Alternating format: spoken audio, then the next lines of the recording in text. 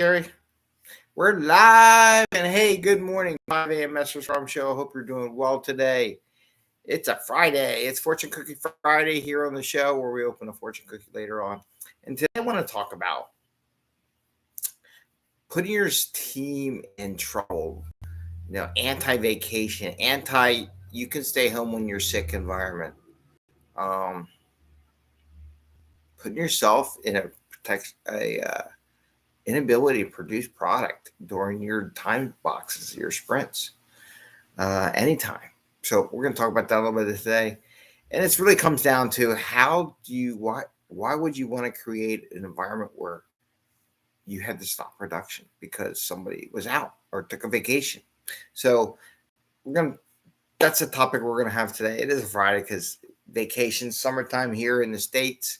I know down on the other side, it is more of a common cold or virus thing, God forbid, down in the southern hemisphere. So it rotates around. Cold in the winter and vacations in the summer, right? Anyway, 5 a.m. Mester Scrum Show. I am Greg Mester, Scrum Master and Agile Coach, and we talk about Scrum and Agile in a practical and tactical way, so you get home to your family and friends and enjoy what you do. And it's been a busy week here this week. So I think Tuesday we started a new program for the news. Next Tuesday is going to be a little different because I'm going to be taking a trip. So we'll see how that goes. It might be phone-based. No, it might be computer-based too. We'll see. See how that goes. And did the conversation with the Expert Agile Club the other day. And then yesterday I had some coaching sessions in the evening. So it was a full pack week for myself and a lot of news going on. And new windows after, my God, probably we're done in the 80s. Probably the 80s. So what's that, 40 years? Got new windows yesterday. It was a full day as I got out of the session yesterday. Anyway, all right. So what are we talking about, Greg? Why are you bringing this up? Because I'm amazed. You'd be amazed how many teams still get themselves stuck. Like polling your team. Okay, can anybody else do your job?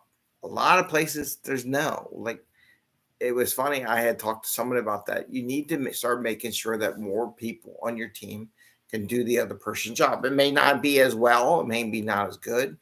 But what happens if they get sick? And lo and behold, 2 days later, the person's family members had got a virus, and the person who was doing development was going to stay home with their family, which is great. I had more power to them. I think that's the way it should be.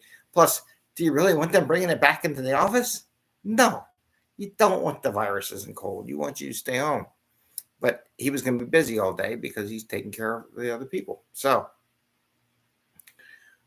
that goes to the fact that you need to have everyone understand what they're doing. So we're going to talk about a couple things. Why sprint planning helps in that process, and how you solutionize and how you work helps that too. I heard some things the other day. I was watching, well, if your stories are so small, you don't need to subtest because they get done every day. If you're not giving one set of stories and one set of work to one person on the team, I would agree, right? You have to make sure different people on the team get their hands wet and dirty on different types of work. So let's first, before we get into the work part, let's talk about sprint planning a little bit. Sprint planning. One of the aspects of sprint planning is, one, identify what everyone on the team is going to be doing. So you need to do that, right? So everyone on the team needs to see what's going to be worked. Two, the second part. So the first part, be honest, we shouldn't take more than a half hour. It really shouldn't. It needs to take 15 minutes to do the first part of sprint planning, where everyone identifies what stories are going to work in sprint. Second part of sprint planning is where you start subtasking and solutionizing, kind of laying out the rough work that you're going to do to solve stories, these problems and stories. I personally think if your team is doing a story more than a day or two, I would subtask it. That's just my personal opinion. And the reason being because a lot of things, but that's just because it's going to take more time. What if they got sick, right? What if they had to take a vacation? What if something happened? Their kids got home from school or the bus broke down or something had something in school and they had to be home and they had to take care of their children, they may not be there, right? So you want to ask, you can tell where the other job, right? You don't have to start all over again and rework. But also lays out the solution. So maybe you can better figure out not the subtasks, what code this, do that. Maybe you can have more than one person work on a job at the same time. This way they all get a feel for it. The other thing and why you do it that way is in the second part of sprint planning, everyone should share how their plan is to solve the problem, right? And this is where I created these subtasks and this task and this task to solve X, Y, Z. This way, everyone on the team has an idea of what your plan was to solve the problem. So if you go on vacation or you get sick or something gets delayed and vice president comes down and tells you I need this tomorrow and you got to drop everything and do that for tomorrow, you're at least the team knows where to pick up from and kind of knows where you left off. That's part 2 of the sprint planning. A lot of teams that aren't high performing don't do that, and that's something they need to do. So that's sprint planning. Sprint planning helps everyone on the team, in case of an emergency, know where you're going, what your plan was, and how you're going to solve the problem. So if they have to, they can come back and take up the slack. Part 2 is pair programming, right?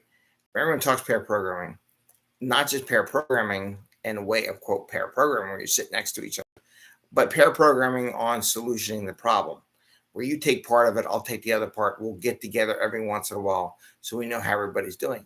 This sets up the T, the cross, right? Maybe not the depth, but the cross. And later on, the T gets thicker and thicker over time, top of the T.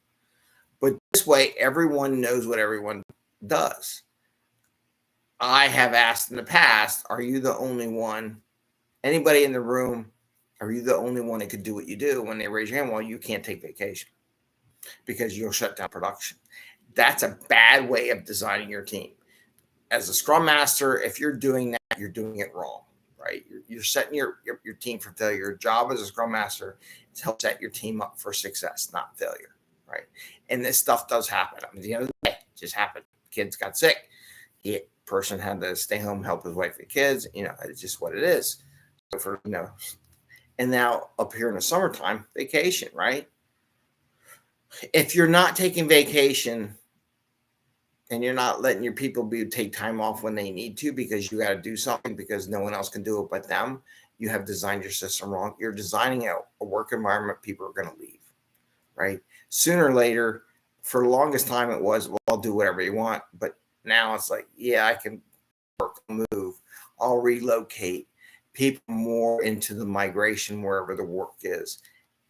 It's now in the tech world, right? So you don't want to create an environment like that. I had years ago when I was young, back in the 90s, a Navy captain had said one day his father had told him, says, look, take vacation. They give it to you for a reason. They want you to take it so you de-stress. So all the stresses and all the work you do, because working is stressful. I'm sorry. It's going to be stressful. Even if you have your own company, it's going to be more stressful, but there is stress. You got to take a break. You got to decompose. You got to, decompress on what's going on. You got to take your vacation. So that was one piece of advice. I listened to other people and other things. And even when I had another coworker years ago used to say, look, family and are the only ones you have. They'll always be yours. You need to take time off to work with family and stuff like that. So that's the other thing. So just make sure you're building an environment where everyone can take some time off, not feel pressure to come into the office when they're sick, and build a very gloom and doom environment. So that's what I'm going to share about vacation because it's summertime. And the last one, Fortune Cookie Friday. Yay, it's Fortune Cookie Friday. So I'm going to open up the Fortune Cookie, see what the Agile accountants have given to us for us to read, relate to the show, the topic. Here's the Fortune Cookie. And applied to Agile. And it does have a fortune in it. Sometimes they don't. Quality control, right? All right, Fortune Cookie Friday. Make your life a mission, not an intermission.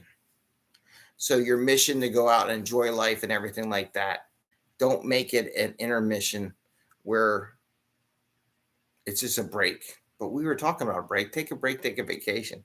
I think you need a break every once in a while so you fully enjoy your mission. You can pump up and you can really continue your mission. Without those breaks, it's very hard to continue that mission. I'll go with that. How about that? All right, with that, have a great day. Happy Friday. Happy scrumming, and we'll see you next time. Take care. Bye. And see ya.